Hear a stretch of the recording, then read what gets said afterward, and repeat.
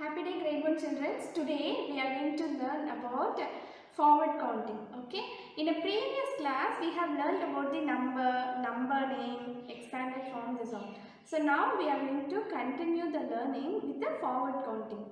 So I am going to do it now. 1, 2.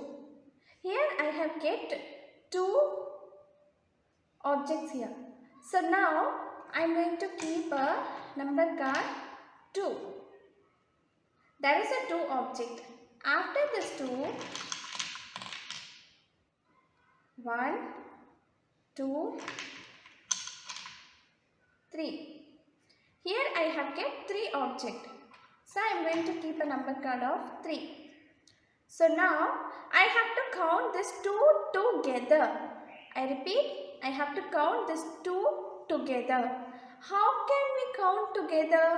For that we have to use the forward counting. What is meant by forward counting?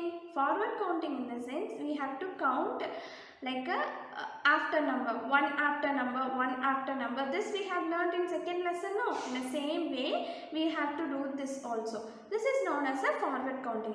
Shall we start count here? 1, 2, 3, 4, 5. So our answer is 5. Here we have used the forward counting. This number is 2 and here we are having number 3. When we are putting together these 2 numbers, we will get number 5. So here I will repeat again. 1, 2.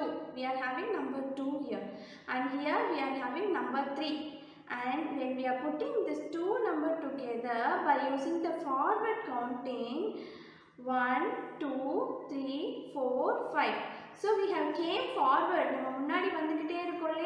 That's why this is known as a forward counting. Using a forward counting, we have put these 2 numbers together. So totally we are having 5 objects here. Totally we are having 5 objects here. Happy learning. Thank you.